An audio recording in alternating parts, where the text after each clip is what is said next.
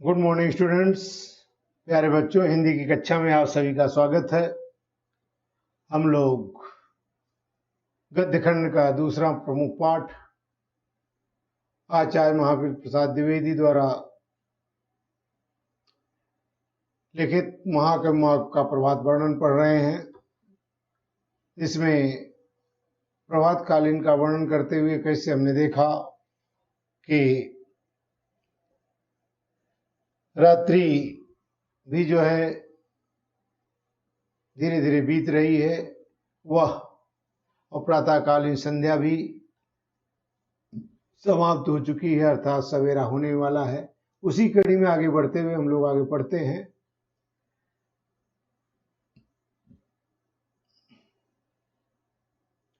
अंधकार गया, रात गई, प्रातःकालीन संध्या भी गई।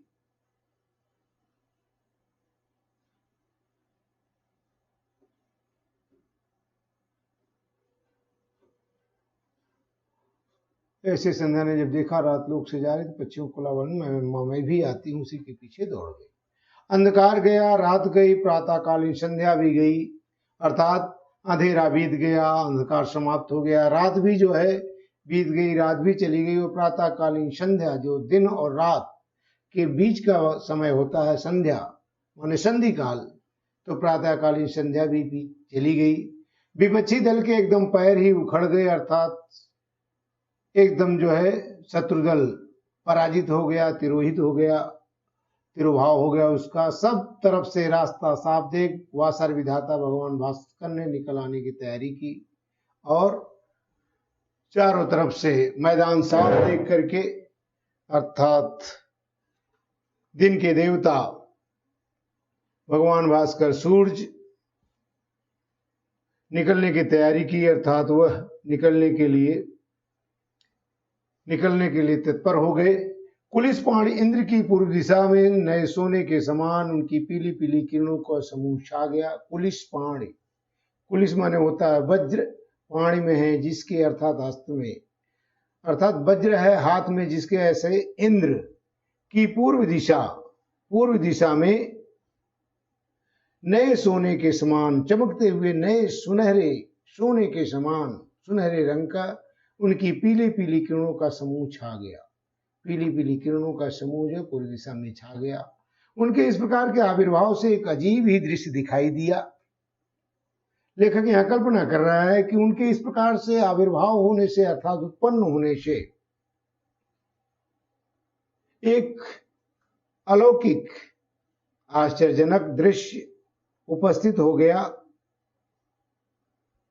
दिखाई दिया। आपने बड़वानल का नाम सुना ही होगा। बड़वानल अग्नि कितने प्रकार की होती है आप लोग जानते ही होंगे। 3 प्रकार की, जिसमें से दावाग्नि, जठराग्नि और बड़वाग्नि। बड़वाग्नि माने होता है बड़वानल जिसे कहते हैं, अर्थात जो समुद्र के जल को जो है जलाती रहती है। आप देखते होंगे तालाब में बाढ़ आ जाती है, नदी में बाढ़ आ जाती है, लेकिन समुद्र का जल स्वयं जो है जलता रहता है, तो उसके अंदर एक अग्नि होती रहती है, जिसके कारण समुद्र का जल वाष्प में परिवर्तित होकर के बादलों के रूप में बदल जाता है। उसे कहते हैं बड़वाग्नि। दावाग्नि जो जंगलों में आग लगती है, चाहे वह पेड़ों की टहनियों की आपस में रगड़ से जो अग्नि लगती है, उसे दावाग्नि कहते हैं। और जठराग्नि जो हमारे पेट के अंदर जो हमारा भोजन जाता है, उसको जो है जो पाच्य बना करके जला करके जलाती है, उसे जठराग्नि कहते हैं, पेट की अग्नि को। आपने बड़वानल का नाम सुना ही होगा।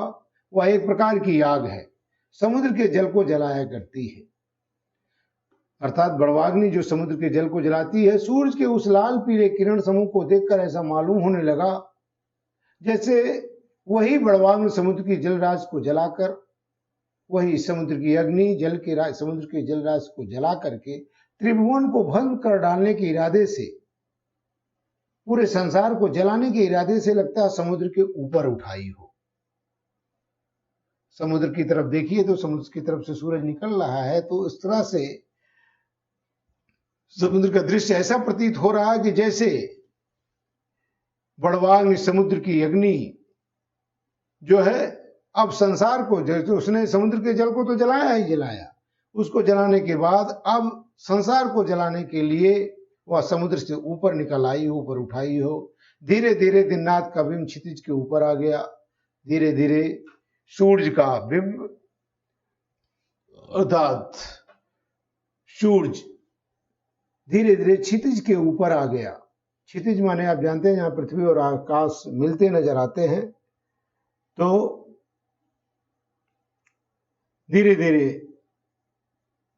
सूरज का बिंब क्षितिज पर दिखाई देने लगा और तब एक और ही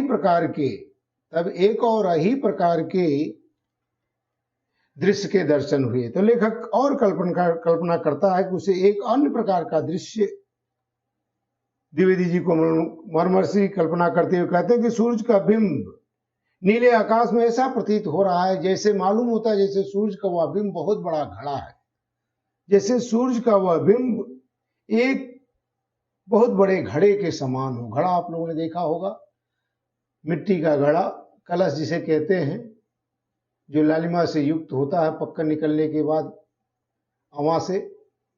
अवा में पककर जब वह निकलता है तो वह लाल रंग का हो जाता है। तो उसी प्रकार से सूरज का बिंब भी घड़े के समान है और दिग्बधुएं जोर लगाकर के समुद्र के भीतर से उसे खींच रही, जैसे वह बहुत बड़ा घड़ा समुद्र में डूबा हो और उसमें से जल भरने के बाद दिग्बधुएं, दिशा रूपी स्त्रियां सब लोग मिलकर सूरज की किरणों के माध्यम से उसी की रस्सी के रूप में किरणों के माध्यम से खींच रही हैं।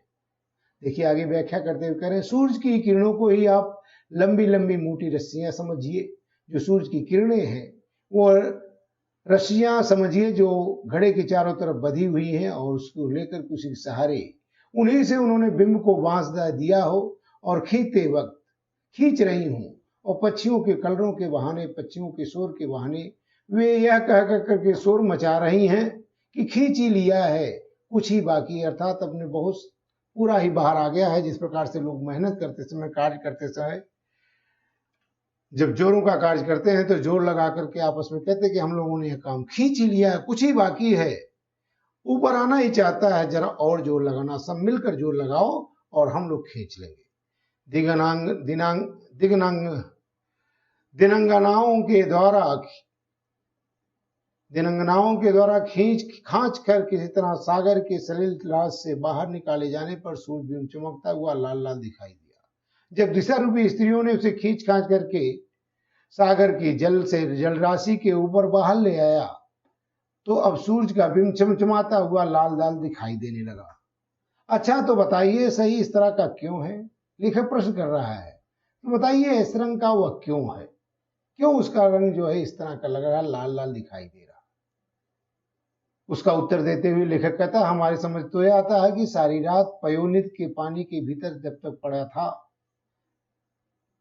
जल राशि के अंदर जब तक ये घड़ा पड़ा था, तब तक बड़वाग्नि की जलने से खूब तपाकर दहकाया होगा। जिस प्रकार से घड़े को हम अवा में डाल देते हैं और अग्नि में उसे पकाते हैं, उसी प्रकार से जैसे ये जब तक जल राशि में पड़ा रहा तब तक बड़वाग्नि से खूब जला करके अपनी आग से इसे तपाकर दहकाया होगा। तभी तो खैर खदीर के जले हुए कुंदे के आकार के सदस्य लालिमा लिए हुए इतना शुभ्र दिखाई दे रहा है। जो पान में खाया जाता खैर, उसी के रंग का कुंदे के आकार के, जैसे उसे जला दिया जाए और जलाने के बाद वह एकदम स्वच्छ पवित्र, एकदम लालिमा से युक्त, लालिमा लिए हुए इतना शुभ्र दिखाई दे रहा हो, इतना सुंदर चमचमाता हुआ दिखाई दे रहा हो। अन्यथा आप ही कहिए। लेखक कहता है, अगर ऐसी बात नहीं तो आप ही बताइए इसके इतने अंगार और गौर होने का क्या कारण हो सकता है। इतना सुंदर गौर रंग का, अर्थात चमचमाता हुआ इतने सुंदर रंग का अंगार के समान, अंगारे के समान, भला इसका रंग ऐसा क्यों है? सूर्यदेव की उदारता और न्यायशीलता तारीफ के लायक है। लेखक कहता है, सूर्यदेव बड़े ही उदार, दयावान हृदय वाले और न्यायप्रिय हैं। तरफदारी उसे तो छू तक नहीं गई, अर्थात वो किसी की तरफदारी नहीं करते हैं, किसी एक का पक्ष नहीं लेते हैं।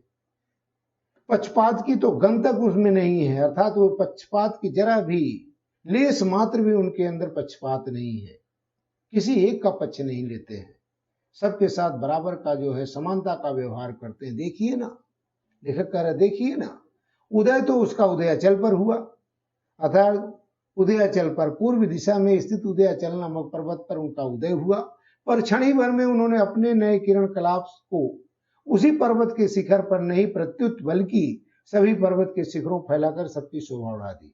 चाहिए तो फर्ज ये बनता था, यदि उनके अंदर पक्षपात होता तो भले वो उदयाचल कर ही प्रकाशित करते, उसी की शोभा बढ़ाते, लेकिन नहीं, उदयाचल से उदय होने के बाद क्षण भर में ही अपने किरणों के समूह के द्वारा, अपने प्रकाश की किरणों के द्वारा संसार के जितने पर्वत हैं सभी पर्वत की चोटियों की शोभा को उन्होंने बढ़ा दिया।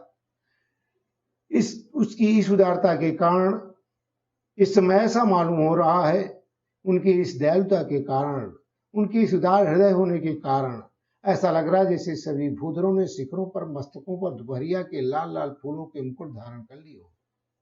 उनको देखने पर ऐसा प्रतीत हो रहा है संसार के जितने भूधर हैं, अर्थात जितने पर्वत हैं, उन्होंने अपने शिखर पर, अपनी अपनी चोटियों पर मानो दोपहरिया के लाल लाल रंग के फूलों को, रूपी फूलों को धारण करके, अर्थात उसका मुकुट धारण कर लिया, और सबके मस्तक पर लाल दोपहरिया का फूल जैसे शोभायमान हो रहा है। सच है, वास्तविकता सत्य है कि उदारशील सज्जन, जो उदार हृदय वाले लोग होते हैं, वे अपने चारु चरित्रों से, अपने सुंदर आचरणों से, अपने उदय देश को ही नहीं, अर्थात जिस देश में उनका जन्म होता है, जिस देश में वे उनका आविर्भाव होता है, जिस देश में वो जन्म लेते हैं, उस केवल उसी देश को नहीं बल्कि पूरे देश को, पूरे विश्व को, अन्य देशों को, अर्थात पूरे विश्व को अपने सुंदर चरित्रों से, आचरणों से क्या है, प्रभावित करते हैं।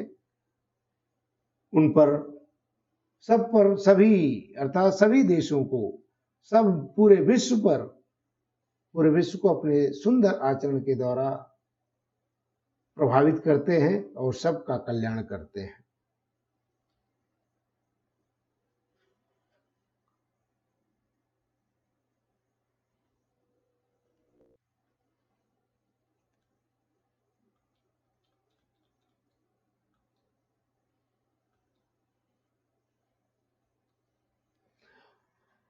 उदयाचल के शिखर रूप आंगन में बाल सूरज को खेलते हुए धीरे धीरे रेंगते देख पद्मनियों का बड़ा प्रमोद हुआ।